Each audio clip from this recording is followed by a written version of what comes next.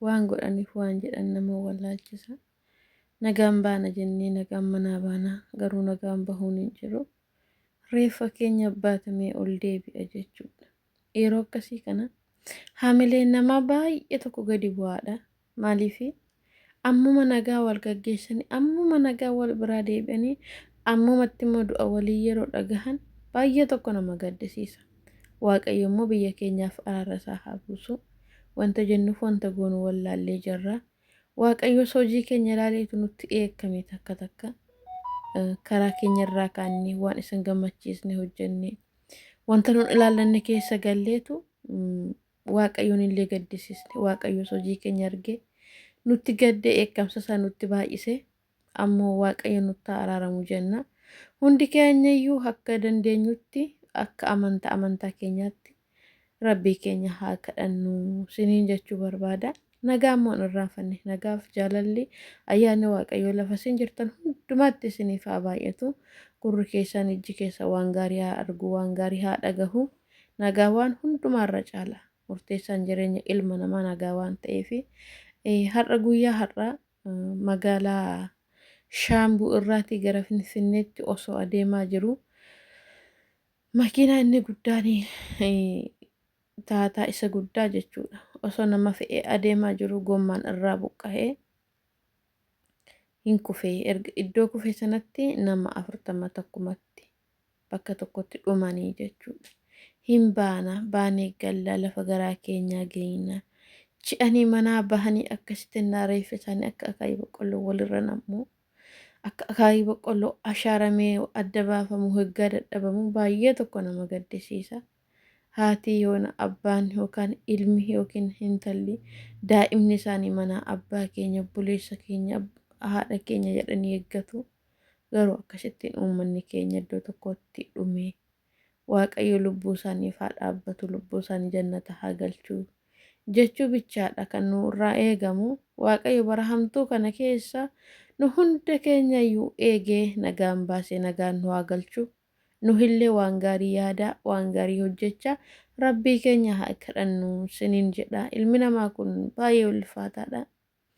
Baay'ee tokko rifadhee dhugaa rabbii baay'ee tokkon hurgufame waanan jedhuuf waanan godhuun lafan seenuuf lafan irraa ka'uun nu wallaale baay'een hadoode jechuudha. Takkaatti iddoo tokkotti nama 40 amma bahanii amma dhumuu jechuun mee ilaalaa baay'ee tokko ulfaata.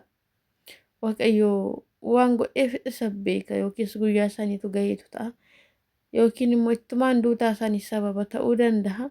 Waaqayyoon isin egaa dhugaa isaanii jannataa haa godhu lubbuu isaaniif qabbanaa kennu. Lafarrattis foon isaanii dhabanii waaqarrattis dhugaa isaanii yoo dhaban ulfaata.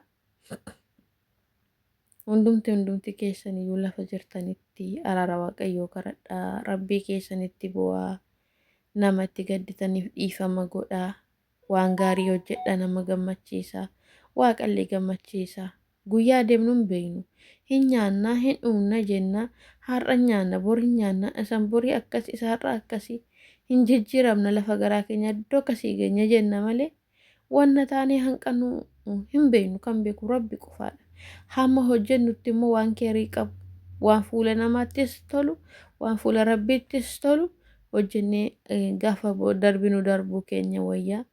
Dhugaa dubbachuuf baay'ee tokko ulfaataadha jireenyi biyya lafaa yoo darbee jireenyi si'anaa nu keessa jiraachaa jirru kun akkaan nama yaaddessa akkaan sodaachisaadha.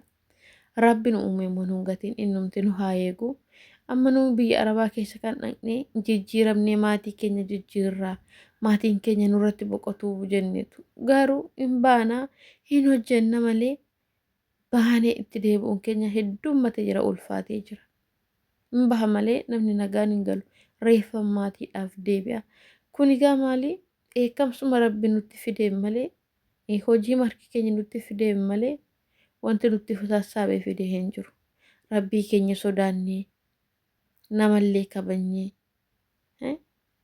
maatii keenya gammachiifannee akka garaa keenyatti hojjetanne keessuma maatii gargaarree rabbii keenya yoo kadhanne wanta nuti taanu tokkollee hin jiru. Ofis wallaallee waan baanifis gaafa wallaallee akka muka asii olee dheeratee qajeelee baala bakka inni isaa tokko mana arganii nakichuu isaa mataa isaarraa hin bareeda yeroo qarsamu godhanii cabsan imimmaan qaba. Akkasii namatti tola mukan mukti kun sammuu isaarraa jechuudha. Ilmi namaas ol qajeelee qarsam ka'ee hoggaa garaatti cabu baay'ee tokko nama miidha. Baay'ee tokko nama gaddisiisa. Waaqayyo immoo warra akkasiirra bilisa nu baasee nama dhugaasaaf jiraatee dalagatee maatii isaa gammachiifatee wanna dalagatee sanatti illee gammadee si haa galatu yaa rabbi jecha rabbii isaa kadhachaa itti jiraatu rabbi nu haa taasisu nagaan baanee nagaan nu haa galchu. Rabbi waan hundumaa danda'a. Harki ilmi namaa salphaadha ulfaataadha. Harki waaqayyoo garuu harka ilma namaa caala dursee nama qaqqaba. Rabbumaan tokko keenya lafuma jirrutti nu haa eegu. Sinillee du'aayii godhadhaa maatii keessaniif du'aayii godhaa waan gaarii hojjedhaa siniin jechuu barbaada. Baay'ee ulfaatee jira jireenyi bira amma keessumaa jireenyi si'anaa nuyi keessa jirru kun heddumminaan baay'ee nama yaaddessaadha. Ammoo gaa akka rabbiitti guyyaa rabbiitti malee wanti ta'ullee tokko hin jiru. Rabbiin nu haa eegu. Inni hundumaa danda'a. Balaa akkasuma baay'atu kana ilma namaa manaa bahee bakkeetti akka baala qobboo qanxas jee cabu kana rabbi nurraa haa oolchu waan akka kanaa kana. Amma maatiin gaggeessan kuni maatiin bira akka bahan kuni nagaan nu bira gahaa nagaan nu dhufu nagaan galtii nagaan galaa abbaan koo akkas immaan koo akkas jedhanii eegu miti garuu akkas. Hireen isaanii hiree biyyee taate akkasittiin xaxamanii galu. Rabbi waan akkasii nu haa oolchu bahanii karaatti hafu. Arganii dhabuu owwaatanii jechumaan hafu rabbi nu haa oolchu. Wanti harka rabbii jalaa immoo bareedaadha. Akkasittiin dhukkubsatanii ciisanii du'uu wayyaa akkanatti balaa tasaan du'uura harka namaan du'uura harka ofiin of balleessuurra. Rabbi waanuma akkasii nurra haa eegu tsilootii godhaa. Rabbi nu hunda keenya haa eegu biyya keenya nagaasaa haa buusu. Baay'ee akkan nama sodaachisa tasfaa nama kuta karaa deemuuf. Anuma mataan kiyya ndee gaafan garuu akkamiinan galaa kanarra kun ta'e gaaficha akkam isa ganaa waggaa kanaa wagga lamaan sadan kanaa har'a yaadda hin jammare maaliif fitteen xiqqoon qabdu kaa namni ammuma wal arge ammuma wal dhabu waan eegaleef amma nagaa amma reefa waan ta'eef rabbi waanuma akkasiirraa bilisa nu haa baasu isaaf salphaadha nutti ulfaatullee akkasii sabskraayibii sheerii laayikii naa gochuu hin dagatiina.